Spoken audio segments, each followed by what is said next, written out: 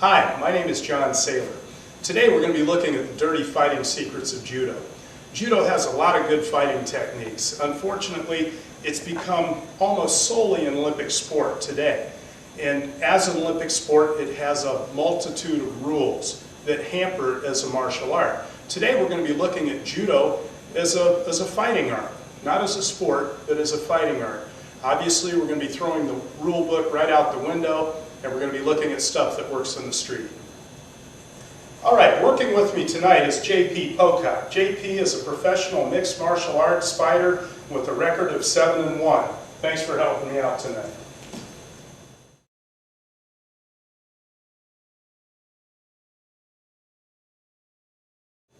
Now, let's go over conventional judo throwing, as you see in sport judo, versus street judo.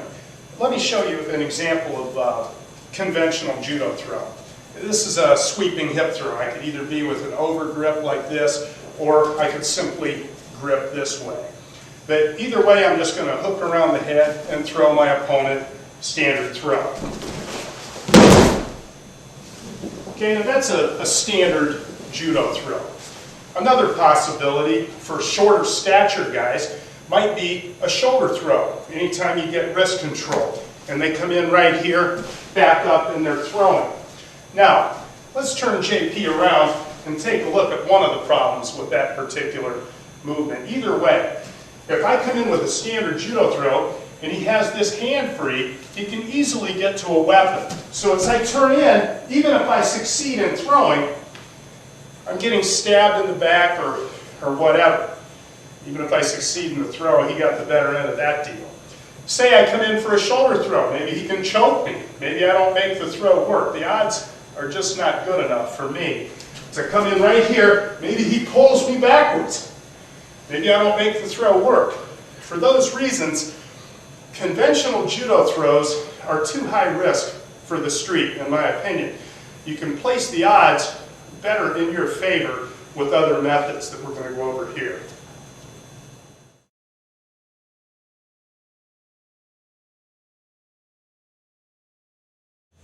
Now we're going to look at a way to do forward throws that's probably a lot better for the street. What I like to do is to get to the outside of my opponent whenever possible. It doesn't create that nice ippon or full point throw that you see in sport judo, but it's a whole lot more effective and the odds are much better. So say my opponent is woofing at me or raising a hand or threatening me or whatever. This is just one possibility to get to the outside. I can slap, catch his arm, climb up into an outside 2-on-1 position right here. What I like to do for this particular throw is change my grip over top. So I was here, I'm changing my grip over top, and I rotate his hand almost like a motorcycle throttle. And from here, I'm going to take a back step and come in against the arm right here. You can see how I'm against the arm. All right? And this pulls the elbow out of joint. This is going to dislocate his elbow. Now, any fighter that's worth his salt is going to retract that arm. He's going to be defending that arm. So I probably won't get that nice joint break right there.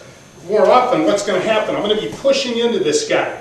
When I feel him pushing back into me, that's my moment to do this back step. I'm going to drop under him right here and look at his head, if you can. This is an ugly throw, but it's very effective on the street. Now, say I don't get him all the way over. I'm going to run him forward, and the whole time I stay with him, but that whole time his face is skidding along the ground. I call this the snow plow, because basically when his head hits the ground there and you're running forward, you're turning his face into a snow plow along the ground. Okay? Ugly technique, but very effective and very difficult for my opponent to counter. Let's look at it again. Okay? However I get there, I slap and catch, and all I'm doing there is taking the outside hand, slapping it into the inside hand, and climbing up his arm. So again, maybe fake a kick. You got 1, 2, 3, and it's all done very quickly because he does have a right hand.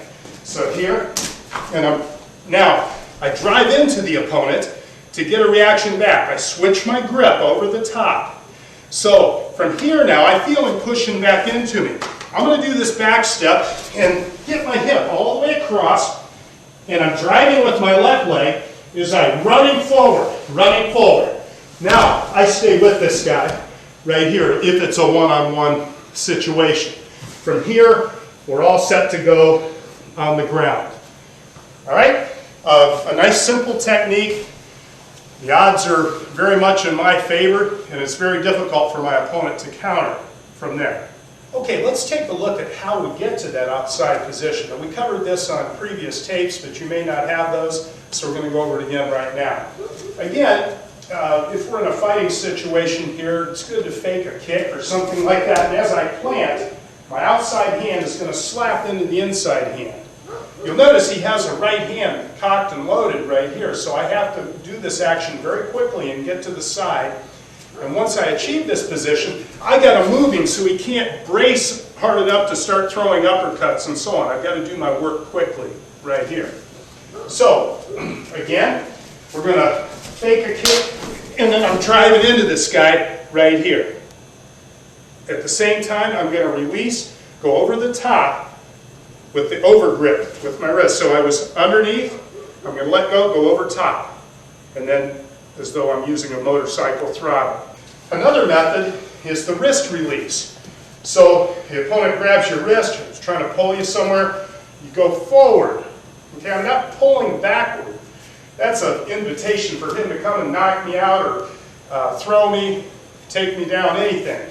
Whenever he grabs my wrist, I'm going to drive my elbow forward. I'm pulling my wrist between his thumb and index finger.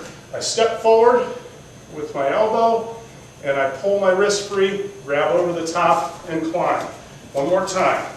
So as I step forward, I pull my wrist between his thumb and index finger, and I drive my elbow forward, which pressures enough just to bring that out. Okay? And I climb up into the outside two-on-one position. A final method is from wrestling. It's called a shuck, where you just shuck the opponent's hand right off your collar tie here.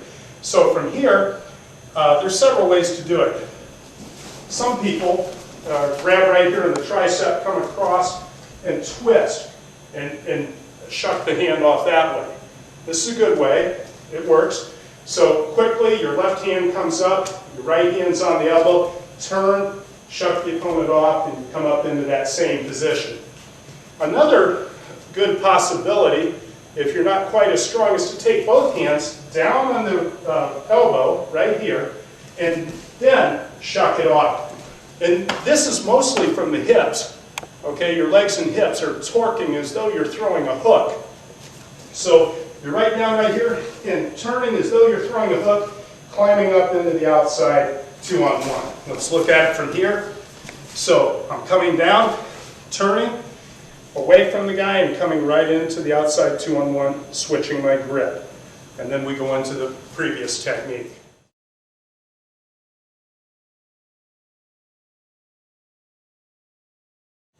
Okay, we're wearing jackets now, and in 6 months out of the year, in our climate here in Ohio anyway, people are wearing jackets, and you can get grabbed by the sleeve or by the lapels, whatever. This time I'm going to show what to do when you're grabbed by the sleeve. I'm walking along. The guy grabs me as though he's going to pull me somewhere or whatever. I'm going to circle and come up on his wrist right here. At the same time, my other hand is going to come across and grip his sleeve as I cut this hand free. As I pull it across, this guy is very vulnerable. You know, I'm going to 1, 2, anything from here. Anytime I can achieve a cross grip, he's very vulnerable. And of course, we can also do all kinds of takedowns that we use in Judo. You notice from the cross grip, he's unable to post his hand. And again, I may not make the throw work, but it's very difficult for him to counter. If I'm doing a conventional technique, for example, you know, there's a lot he can do with his free hand. He can post it for starters. But from this cross grip, when I've achieved the cross grip across here, I have all types of possibilities for attacks. I can do the standard outside leg sweep, El Soto Garai. I can do a foot stop throw, Sasai Surkomiyashi. Very difficult for him to counter. If I was a knife-carrying person, and I'm into it for my life. I'm fighting for my life, and I'm walking along, and I get this cross grip. This is an ideal situation with which to get my clip-it knife and go to work right here. It's a very common prison technique. Almost, they use it as an assassination, basically. They're here and they're stabbing. Let's say I'm into it with 10 or so people that are trying to kill me. Maybe that's a viable alternative. So you're here, you come up against the wrist. Cut across with your opposite hand, pull the hand across. And from here, whatever technique you want to do. If you have a free shot, as far as ribs, up top, it can be an elbow, it can be a hook, whatever. He's completely open. You've got a free shot right here to this side of the body as far as striking. And from that situation, you can also grab the jacket and turn and throw the opponent down. Makes a real strong follow-up.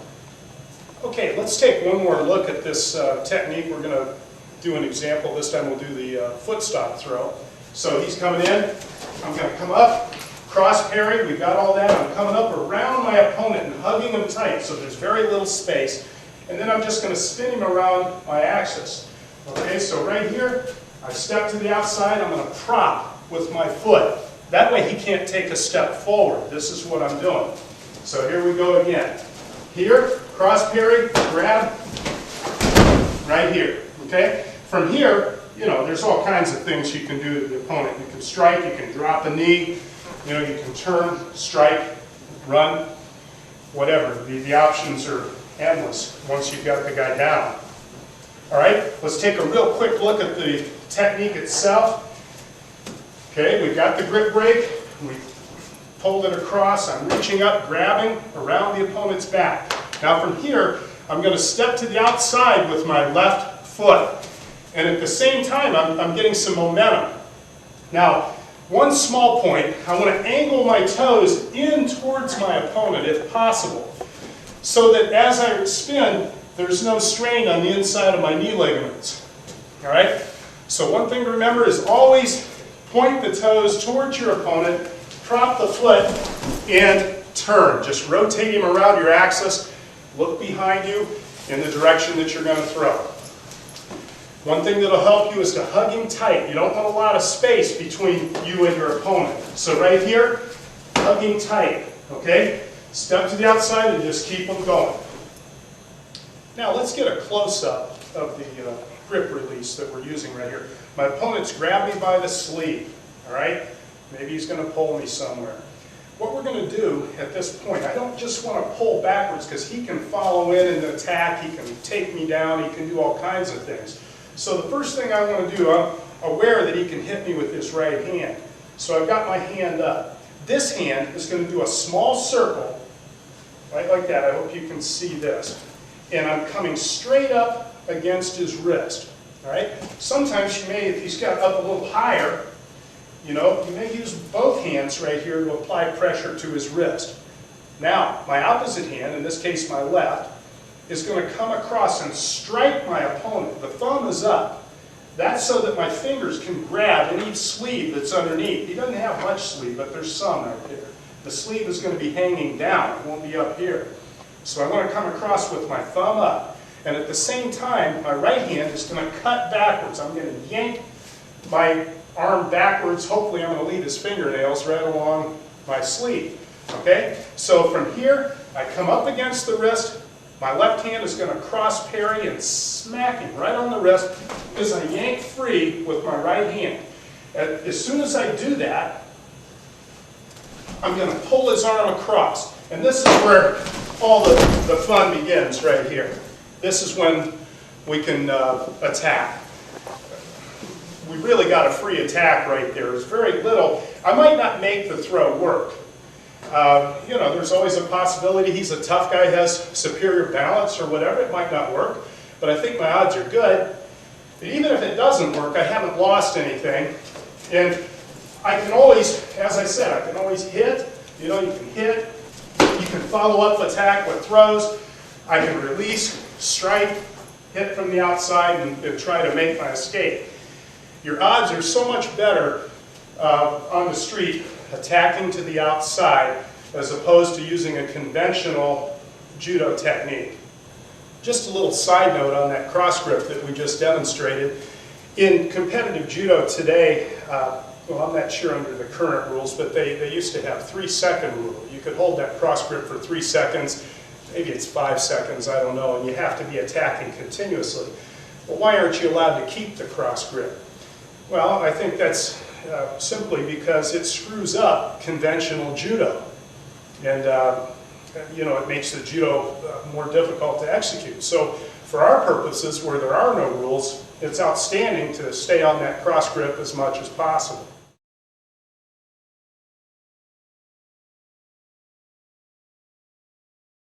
Now, we're going to take a look. We're going to go back to that outside 2-on-1. You notice we peeled the jackets. We're going to be working from the outside this time with the outside 2-on-1. So, however we get into it, maybe it's a wrist release and I climb up to here. We're going to do the same technique we just did, the Sasai Tsurukomiyashi. Literally that means lifting, pulling, foot stop throw. We just call it a foot stop throw for short. So anyway, however I get into it, maybe it's a slap and catch, I'm running into him. Now, what I'm going to do this time, I'm going to fake a headlock throw, okay? So I'm not going to step all the way in like this because it's too hard to go to the foot stop throw from there. I'm simply going to bang him with my bicep right here. I'm going to go around and grab the chin for this particular one. This is not a sport technique. This is very dangerous because you can snap your opponent's neck. You're rotating the neck quickly. And so it should only be used in a life-threatening situation. So we're here, I climb into the outside, I reach up around, and as I do, I bang him as though I'm going to do a headlock. But instead, I grab the chin, now I'm going to step with my left foot, again, the toes pointing towards him, and I'm going to pull his neck, take him straight down to the ground, and make my escape. Some people like to grab the chin and rotate. You can do it. You can do it. I like to maintain control right here. So I do this one-handed. I fake by clubbing the opponent with my bicep, coming around, and then I get momentum going. Everything else is momentum. Okay? From here, I step, swing the opponent down, and I'm ready to follow up. Now you notice he's going with me. And that's real smart. If you practice this technique, you've got to be careful that this guy, the person being attacked, your partner, has got to go with the technique. Otherwise, you're going to crank this neck and do a lot of damage. So for his benefit, as we drill right here, and drill very carefully with an instructor present, but for his benefit, he should go with the technique. As I step to the outside, he should go with it. All right? Otherwise, he's going to do a lot of damage if I rotate his neck. Anytime I get this outside, and I can fake that headlock, I don't have to go for the chin and crank his neck. I can also go beyond his eye, his closest eye towards me, and scrape across the eye and hook on the bridge of the nose and do the same takedown right here. Now say I don't make it, you know, maybe he remains standing, but nevertheless I've scraped across his eye, possibly damaging his cornea. His eyes are going to be watered, and I've done damage to the eyes. His vision's going to be impaired, and I'm starting to win the fight, even if I didn't make the throw work. So again, we're right up here. I fake that headlock throw, and instead of grabbing the chin this time, I'm going to scrape across the opponent's eye, right here. Step to the outside, pull down, just rotate him around your axis. The follow-ups at this point are up to you, whatever it is you'd like to do to make your escape.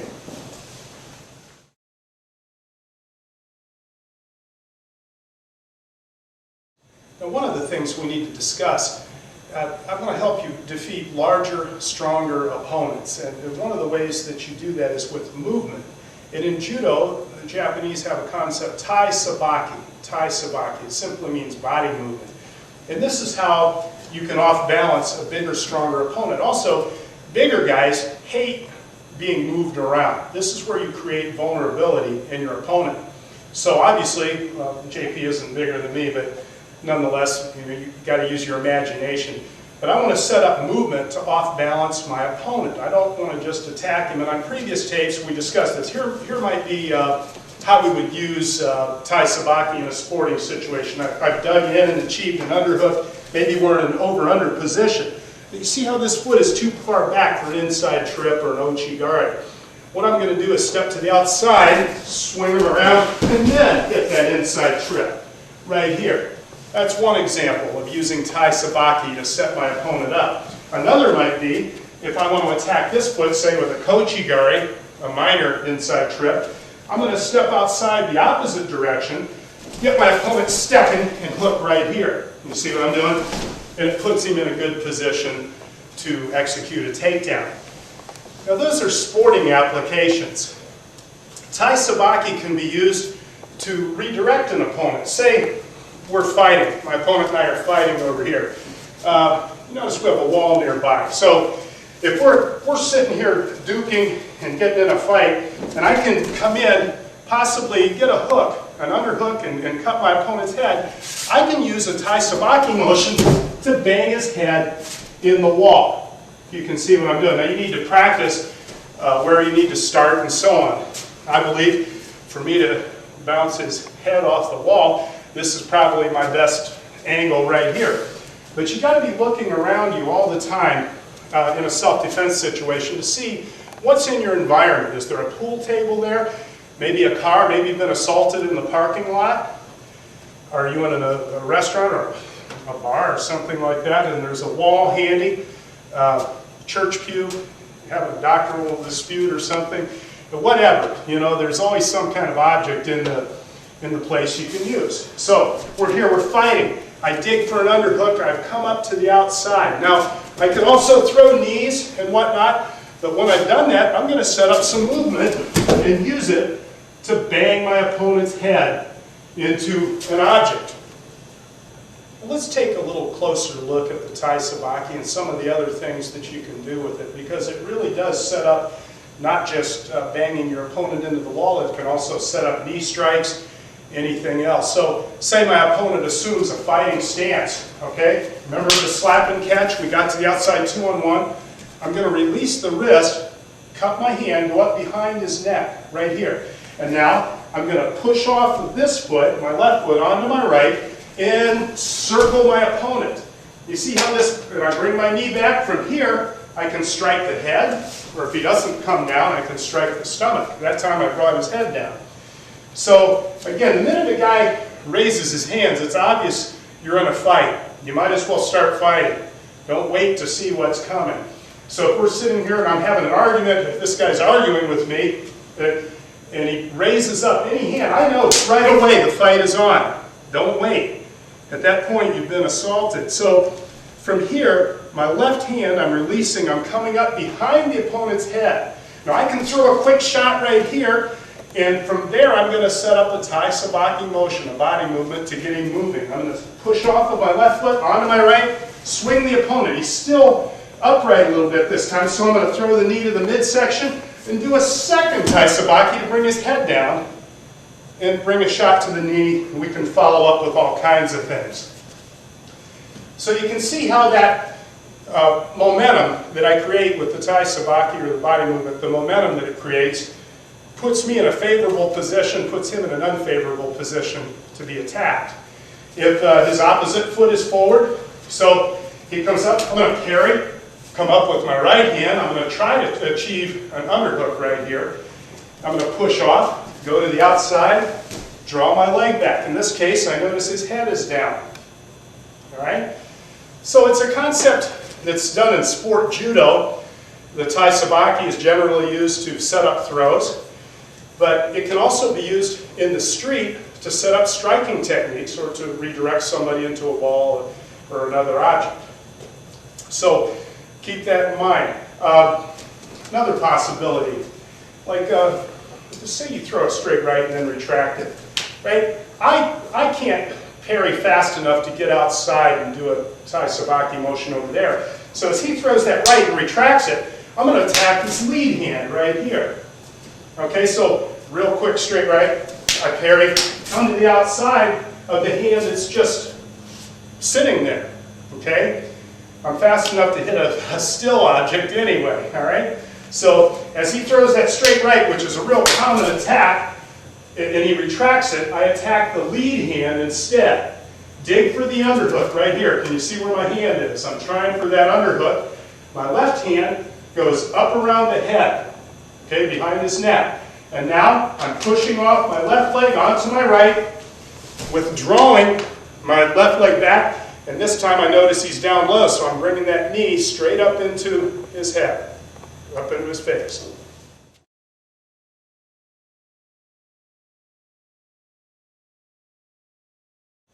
Okay, now let's take a look at how that Tai Sabaki motion can be used to set up a submission. In this case, we're going to go straight into a front face lock. So here we are. Oh, my opponent gives me a right foot lead right here. He might be a left-hand fighter. So from here, again, I'm going to parry and dig for that underhook. Notice I don't drop this hand. He's still got that left hand loaded up to throw a straight left or a cross right here. So as I parry down, I'm going to dig for the underhook. My right hand, again, it's an inverted hook this way, and I'm cupping the back of his head. Now from here, what I'm going to do is push off, just as before, swing the opponent. Now, instead of kneeing, I'm going to take my right hand, drive his jaw across, grab his arm right here, or if he's super big and you can't get his arm, you can post your hand right here. But in JP's case, I'm going to grab his tricep, reach across, and grab my own wrist right here. And now, as I slowly step in, I'm using this motion with my wrist to apply pressure to his neck. Please practice this with caution. Make sure there's a qualified instructor there to help you. I apply the hold very gradually to JP, and I release it very gradually as well because it's so dangerous. This is totally illegal in any form of wrestling or any in a judo tournament. This is totally illegal. You'll get thrown out, which again makes it a very good technique when you're fighting for your life. So we're here. I parry downward, cup the opponent's head as I dig for the underhook. I'm pushing off, creating that Tai Sabaki motion. Drive the opponent's jaw across. That's imperative, and don't be too gentle about it. Drive his jaw across, and now I'm grabbing high on his tricep, or if he's too big, I'm going to post right here on his shoulder. But in this case, I'm going to grab on the tricep, get the opponent's wrist. And I'm going to do that little bowing action with my wrist right here, and at the same time, I'm going to put my hips slightly into it and raise up. Now, if I do this hard, a lot of guys are thinking, yeah, but he can punch you in the groin. You know, what do you think? I mean, when I apply this, if I were really to apply, can you use your hands? No. Yeah. I mean, if I really apply that, he cannot use his hands to punch me in the groin. I know it looks like it, that I'm wide open right there. Now, let's say I'm on a straight guillotine, and it takes me some time to apply the hold. Or in judo, this would be called a front hadaka jime, or naked strangle. All right? In mixed martial arts, it's called a guillotine choke. You know, sometimes it works. It's a good technique if you're right across the throat. However, while I'm making it work, he can get to a weapon. He can punch me in the groin. He might have a clip-it knife or whatever. And I don't have 5, 6, 10 seconds to make that choke work. The front face lock is instantaneous. It works immediately. So again, I'm setting it up right here. I'm setting it up with that Tai Sabaki motion, that circular motion. I'm driving his jaw across, grabbing the tricep, and then my hip comes in as I bow my hand, putting tremendous pressure on the neck. This is a very, very dangerous move. Be very careful as you practice. Now we're going to take a look at the same technique, and hopefully we'll get to a different angle so you can see it more closely. So we're up here. I'm going to parry that down, cup behind the head, and I'm turning my opponent with that circular Tai Sabaki motion. And from here, I'm driving across his jaw. Not too gently either. I'm driving across the jaw, grabbing the tricep, grabbing my own wrist. And then I'm going to do that bowing action with my wrist as I hip into it just slightly and raise up right here. You see how his head is trapped in between my chest and my armpit right here. This is exactly where I want him. I don't want to lose control or he's out of there. Right? So I've got to keep it, when I drive his jaw across, it's between my chest and my arm right here. And then I hip into it and very gradually apply that hold.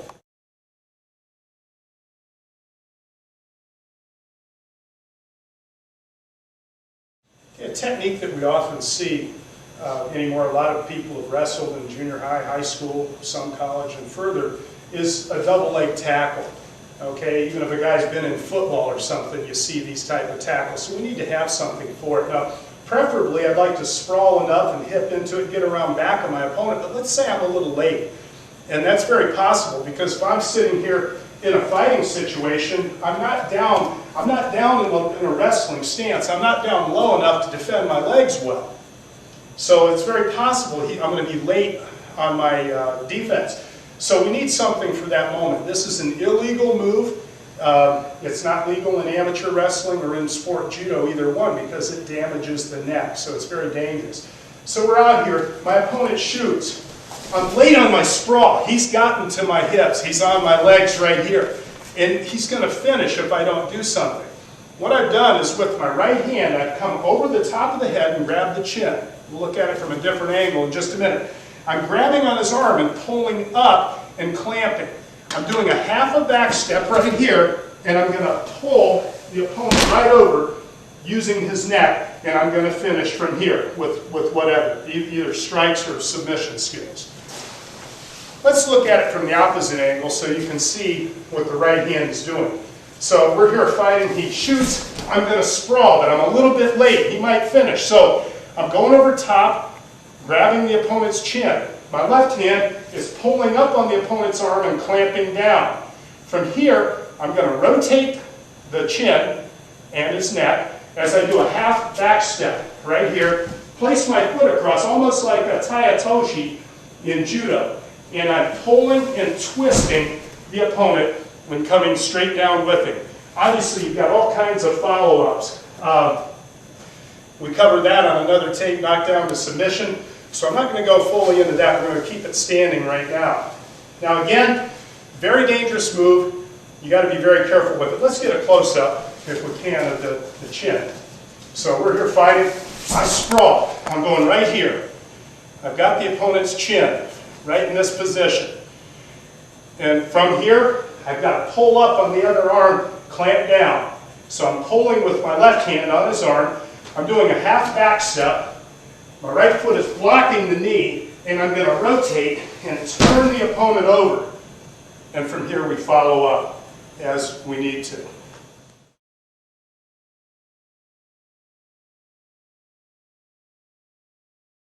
This next technique is a technique that's been made illegal in sport judo.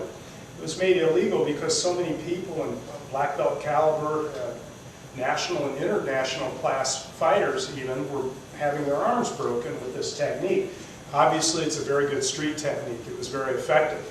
They made it now so that you have to execute it so slowly and with control it's almost impossible to get against a skilled fighter. But back in the early 70s, maybe it was even 75, at the Los Angeles Nationals, there was a fellow from San Jose State that at the Judo Nationals broke, well I say broke, he tore the ligaments and all in the elbow, maybe 4 or 5 arms that day. A lot of guys walking around in slings. The same thing was happening internationally, so they made it illegal. They banned the move. So my opponent's going to come out and grab me by the chest real quick, and obviously I'm a little concerned he's going to do it to punch me or something like that. What I want to do is use my hands this way, and I'm going to quickly grab my opponent's wrist, just like this, webbing around the wrist. At the same time, I want to step away from him. I'll show you a common mistake in a minute, but I'd like to show you right first. I'm going to step back and away as I extend the opponent's arm out, even if it's bent when he's grabbing me, anywhere above mid-chest. If he's grabbing me, even if it's bent, I'm going to back up, which straightens his arm. I'm going to come up over top with my armpit, and I'm going to sit straight through the mat right here. Now, I'm going to place my elbow here so that I don't just land straight on JP's tricep and break his arm. So I'm releasing my right hand and placing my elbow on the mat so I don't just come crashing down on his arm right here. So the opponent grabs, straight down to the mat. And I'm going a little bit slow and controlled so that I don't just crash down. But I think you can imagine if I came crashing down on this tricep and pulled on the wrist, what would happen to my opponent, okay? Very dangerous move that's been made illegal. Now, anytime a guy grabs me, and I grab right here, it's going to create a defensive response by my opponent. So one of the little dirty tricks that I use is to foot sweep my opponent first. I don't think it's going to work, but I'm just going to whack the heck out of him on his lower body. So I attack his lower body quickly, whack, and then attack up top. It doesn't have to be with my right foot. It could be left leg, just whacking in the leg right here, and then do your back step, okay? And straight down to the mat, right here, landing on the opponent's tricep, or controlling, depending on the situation. One of the things that a lot of people try to do when they try to execute this move is they step across. Well, if I step across immediately, his arm remains bent. And there's no way I'm going to get this guy. So I back away with my back foot. So I kick, now I back away and pull the arm straight as I sit down to the ground. Make sure you don't, this looks quicker, but he's going to keep his arm bent. He's going to be doing your makeup work here with the opposite hand. It's not a good idea. So again, remember, set him up, get him thinking downstairs, attack upstairs, right here, straight down to the ground and on top of the arm right here. Notice how I keep my knees spread wide so I can outrigger going through the waves. You got real good stability right here.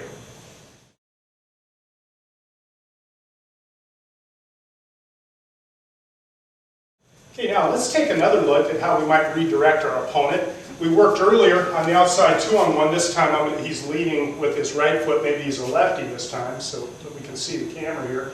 I'm going to slap and catch, climb up. And I'm driving into the opponent. I feel him resisting by driving back into me. I'm just simply going to get out of his way. And as though I'm pitching a softball with my left hand, I'm winging him into the wall right here. Okay? So if you find your back against the wall right here, and you can clear an arm across into this outside 2-on-1 position, drive into your opponent, human nature, he's going to resist. All of a sudden, I'm going to turn my feet in this direction, and I'm going to pitch him right into the wall, right here, and redirect him into the wall. Okay? Now, I don't know if you can see or not, but JP's not stupid. When he saw his melon heading for this wall, he put his hand up to prevent that from happening. Now, we're going to get the crash pad here and show you a possible scenario for when he puts his hand up. We call this a quick reverse osotogari. Osotogari is the major outside reaping throw. I think that's about right. And when you practice this, you definitely want to have a crash pad handy. It's a very hard bump. This is one of his least favorite bumps to take tonight. So here we are, we're driving into him, and right on top. Now, you know, we don't normally have a crash pad when we're fighting someplace, so guess what? He's the crash pad when you don't have the crash pad. So you want to be careful not to bang elbows and things like that. You're basically landing right on top of him. And in practice, definitely have a crash pad handy. Now, let's slow it down, and I won't make you take another hard bump like that. It's kind of hard even with the crash pad. So we go here and here, driving into it. Now, I wing him in, but he puts his hand up. Can you see he placed his hand up to avoid getting his head smacked against the wall? What if he doesn't put his hand up? Well, good. Then you bounce his head off the wall. All right? But he did. He put his hand up. Now, from here, I'm going to execute what I call a quick reverse. I'm just keeping a hold of his arm with my left right here, and I'm going to clothesline him, since I'm the taller man, with my right arm. And I turn my toes so that they're facing the same direction as the throw. I clothesline the opponent right here, and I execute the Osotogari straight to the crash pad, as you just saw. All right? Now, let's look at the clothesline a little bit. If you're a taller opponent, you want to execute the clothesline. So, all I'm doing, if you have an opponent tense his shoulder right here, pull on the shoulder and then pop with this inside of your elbow right here. I'm not just going like that. That might work, but it has no pop to it, no impact. So what I do to practice, I pull on my opponent's shoulder and just pop. And so that's what I'm doing. When I'm right here, pulling my opponent into the wall and he puts his hand up, I turn around and just pop this direction.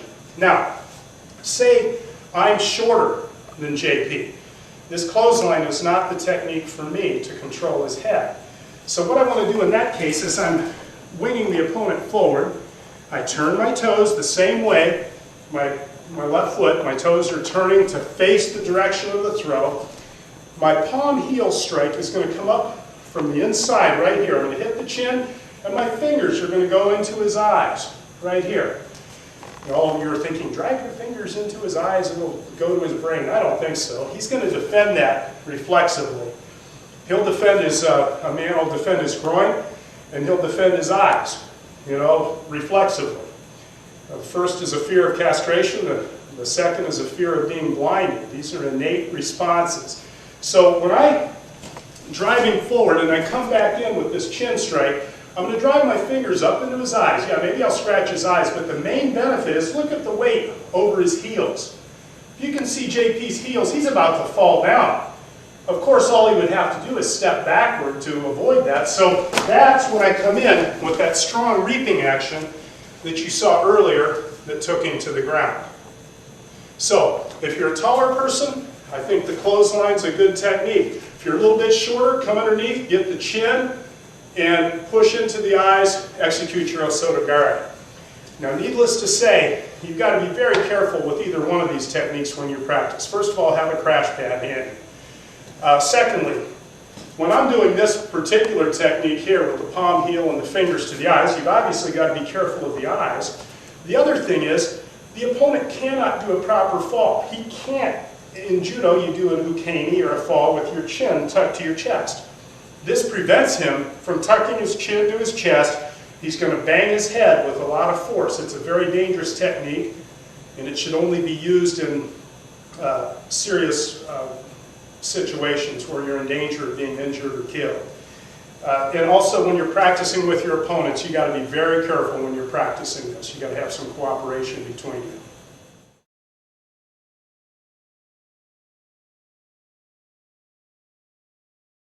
All right, the next technique we're going to work on is a scooping throw, or in judo parlance it's called Sukui Nagi, scooping throw. So we're going to do it from a guy that's just raising his hand, and later I'll show you many applications, for example, when he kicks or has me in a headlock or something. But it's a very useful technique from judo. From here, what I'm going to do is parry his arm, just step right around to the back right here, or we could add a knee if you want to add some strikes too, just like we did before. Add a knee, elbow, go straight to it right here. Now, the standard way to do it is to grab on the outside and grab the clothing. But say he's wearing shorts or something like that, you can modify it by grabbing inside this knee, and with your right hand, grab inside the other knee, this way, right behind the knee. So either way is good. And from there, with your hips and legs, you're going to pick him up, land on the opponent. If you notice, I'm throwing an elbow. As soon as you hit, you're going to switch your hips right to here. And we'll talk a little bit more about that in a minute. It's kind of hard to switch your hips in a crash pad because it sinks down. Different angle, so you can see the leg from behind. It's important to use your hips and your legs. And so as you parry, we're going to throw a knee, elbow, step right in to here. And you notice how my back is straight, my head is close to him, and my right leg is almost like a table right here. It's down nice and low, which makes him go over it. At the last minute, what I'm doing is punching in with my hips, which bumps him up, and I lift with my hips and my legs, my arms assist. Okay, so one more time, we're right here. The minute a guy's hands come up, you're going to parry, scoot to the outside, knee, elbow, right here, and land on the opponent. As soon as you land, I want you to switch your hips right away and prepare for ground fighting. Another possible application for this throw, scooping throw, is when the opponent reaches around. It works best before he gets his grip, but I'm going to do almost like a jumping jack, step around and do the same technique. So again, these arms are coming around, jumping jack, squat down, execute the scooping throw. One more possible use for the scooping throw is against an opponent's kick, usually off the lead leg, something like that. He's doing a stopping kick. So here, parry, knee, and right back in. Same situation. Let's look at it again.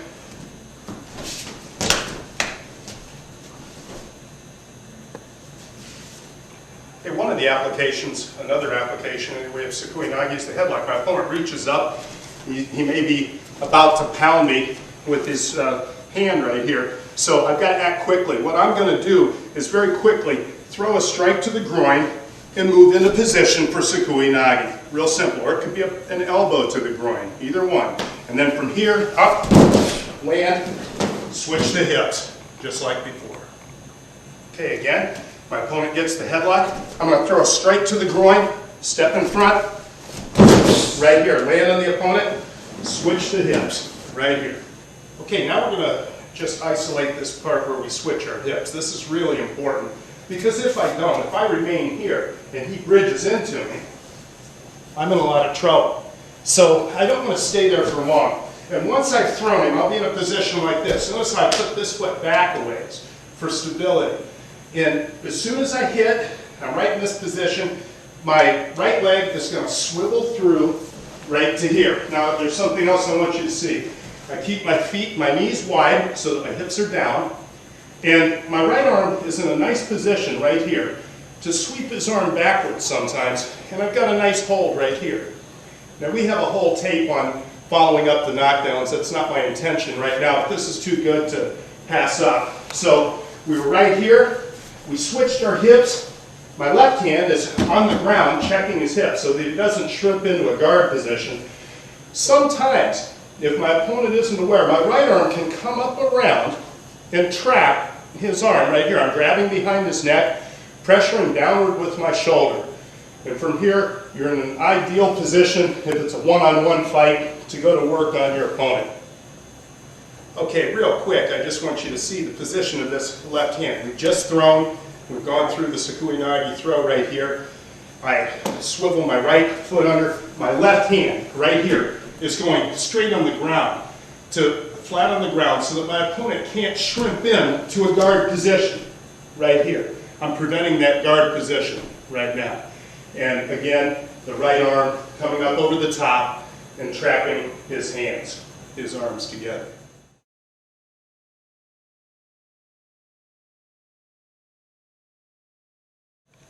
This next technique was derived from a judo technique called Te-Garuma.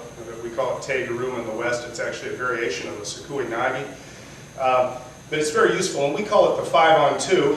So as my opponent pushes, I drag the arm, for example, go behind, and my 5 fingers, well, you figure it out, 5-on-2. So my 5 fingers go behind, grab, and I'm either going to lift or run my opponent into the wall. This technique, originally, if you have the strength, and if you're a judoist, you might finish something like this. So as soon as I drag the arm, I might finish by lifting and landing on top of the opponent. Okay, here's how the technique might be used in standard judo. Maybe my opponent attacks with a throw like Osoto, and I step back and I grab, and up in the air, right down on top of the opponent, chest to chest. That's how it's done judo-wise. Okay, on the street, it might be used differently. Maybe you don't have the lifting ability or whatever. It can be done a lot of different ways, often arm drag, for example, and I come in right here. But rather than try to lift my opponent, I go from behind, grab the groin, I can cup the back of my opponent's head right here, and running forward as I'm lifting up from behind. And this whole time, what I'm attempting to do is look for a wall. And here we have a wall. So let's do it into the wall. So anytime you can clear an arm, go behind right here, and I'm going to lift with my left hand, and I'm going to run straight in to a wall right here. And then we go right back into the quick reverse, or whatever we worked on earlier. It works very nicely. It's a good setup. Now, we saw that against an arm drag, for example, against a push. And all I'm doing is sweeping the hand to the outside, dragging, coming in, right here. Now, it could also be done anytime a guy raises his hand. We can do what we call an elbow lead, where I grab just above the elbow on the tricep. And anytime a guy's arm comes up, I can just shove it to the side. Move in, close that space, don't leave space. Grab from behind and redirect your opponent into whatever obstacle there is waiting for him. It could also be done against, for example, outside 2-on-1. You can always switch up. Anytime you get to the outside, here and here, and lift and run the opponent forward. We call it the 5-on-2. Has a lot of useful applications. I think you may find it useful. Okay, just one more point on this 5-on-2. So anytime I get behind my opponent to here, this can be a strike. Instead of just grabbing, I'm slamming, almost slapping with a cupped hand, straight up, grabbing the groin, lifting.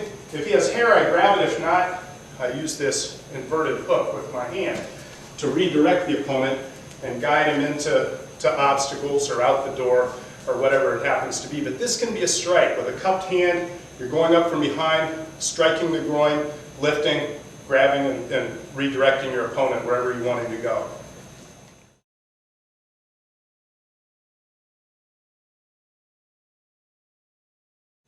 This next technique I learned from a judo friend of mine named Pat Burris, who was a 2-time Olympian in judo. And he used this particular technique to defeat a world champion from the Soviet Union, Nevzorov from the Soviet Union, who was an outstanding technician. They met at the pre-World Championship in Montreal, or pre-Olympic Championship in Montreal, Canada. And Pat, knowing that he was up, that Pat's an outstanding technician himself, but face it, I mean, Nevzorov was a world champion. He was the man to beat. So Pat Burris came out, and he did a kochi-gari, but simultaneously headbutted his opponent. And Nevzorov was wobbly in the knees, and Pat threw him with his favorite technique, Uchimata, for a full point. Now, I'm not advocating you do that kind of thing in sport. That's not maybe good sportsmanship. But nonetheless, Pat did win the match. If it works against a world-class competitor, a world champion, it's certainly an excellent technique for the street. Now, we all know that when a guy grabs you up, for example, everybody knows to come in and headbutt. People do this kind of headbutt all the time. But it's fairly predictable. When we're here, and I can grab the opponent, if you want to cover your head right here, JP, if I can attack him downstairs at the same time that I'm headbutting upstairs, it makes it much more effective. So, in other words, I've got wrist control right here. I'm going to do a half back step. I'm going to do this kochi-gari. But at the same time, I'm going to bring this bony part of my forehead. I turn my head slightly and right into his head. So from right here, right like that. Okay? So I'm using this collar tie to pull my opponent right into the headbutt. You know, this may not be a knockout, but it certainly stuns your opponent and makes the technique much more effective, makes the sweep more effective. So again, right here, okay? Yeah? Right here, big fan, isn't it? Okay. Okay. It's an excellent way to combine a standard technique with a headbutt.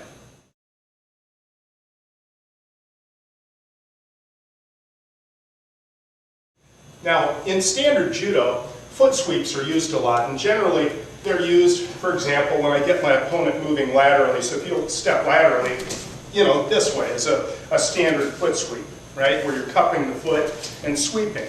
Now, the problem is, on the street, here we have a nice even surface. On the street, that's rarely the case. You're in a parking lot, and the parking lot's as smooth a surface as you're going to get. If you're in grass or any kind of uneven surface, that standard sweep doesn't work too much. So we have what we call a street foot sweep, or what I call a street foot sweep anyway. It can be used against kicks, for example. JP kicks, I'm going to pair it right here. Because what I'm doing is I'm using my foot, this bend right here. So as he steps, I'm parrying, boom, right there, kick. Now, if the guy is still standing, you know, if this is not successful, you can always switch to the other side and kick in as well, right here. All right? So again, we're using this part right between the foot and the ankle, where it's nice and hard, right in here. So as he kicks, I parry it, boom, right here. Just step, sweep. And simultaneously, you're pulling down with your right hand, right here, boom. Now, if that doesn't get him, again, you can switch and look for the other. Boom, right here. Look for this one, all right? You know, you got all kinds of possibilities once you disrupt the opponent's balance. Okay? Again, here. I don't make the first one, boom. If you don't have it, well, you can also throw the opponent who should be, his balance should be disrupted quite a bit at that point. Okay, this time, let's just take that first sweep and try to make it work. So, here, right here, okay? That's what we're after. And from there, the follow-ups are up to you.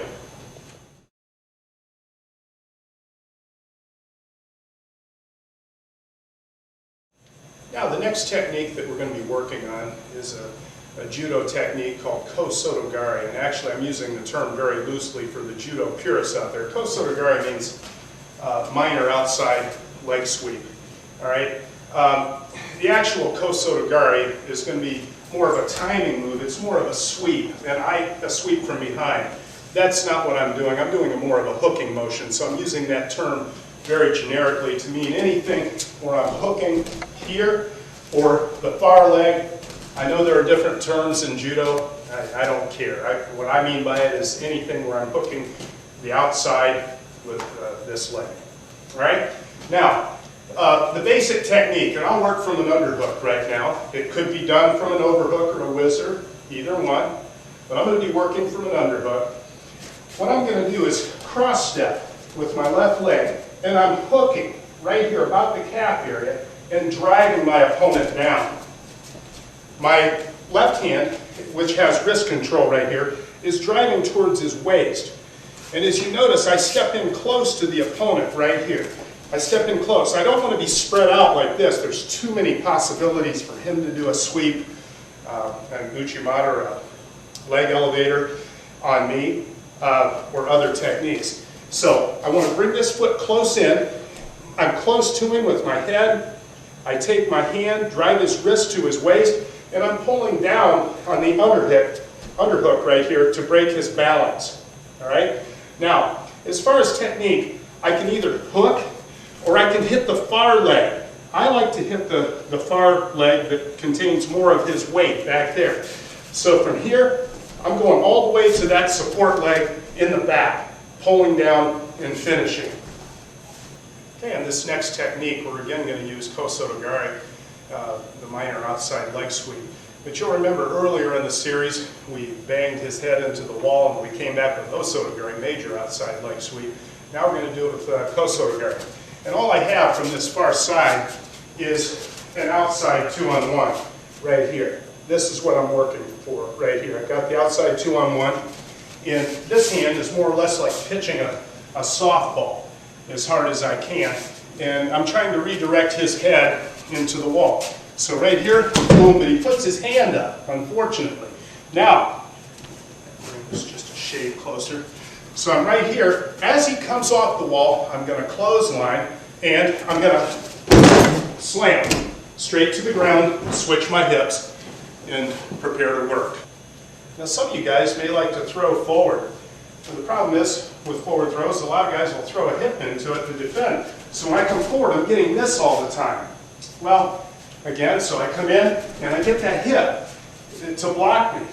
Now, when I experience that, this sets up that Kosotogari in a great way, where you can get some a good slam out of it. So as I'm coming in, I fake the hip throw right here, and he throws the hip. And again, that works best when you notice that reaction from him when you've tried the forward throw. You know that's his reaction. So later in the fight, you store that information and you use this technique. So here, right here to the takedown, switch the hips. Okay? Let's look at it slowly. So again, I'm just faking, I don't want my hip joint to be past his center line. I don't go, in other words, I don't go all the way across. It's too hard to get back to the Kosotogari.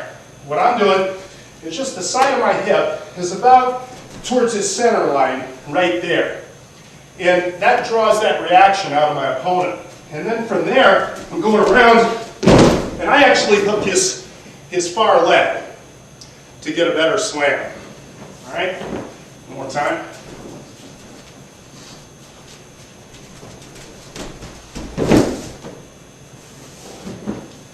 Okay? That's it.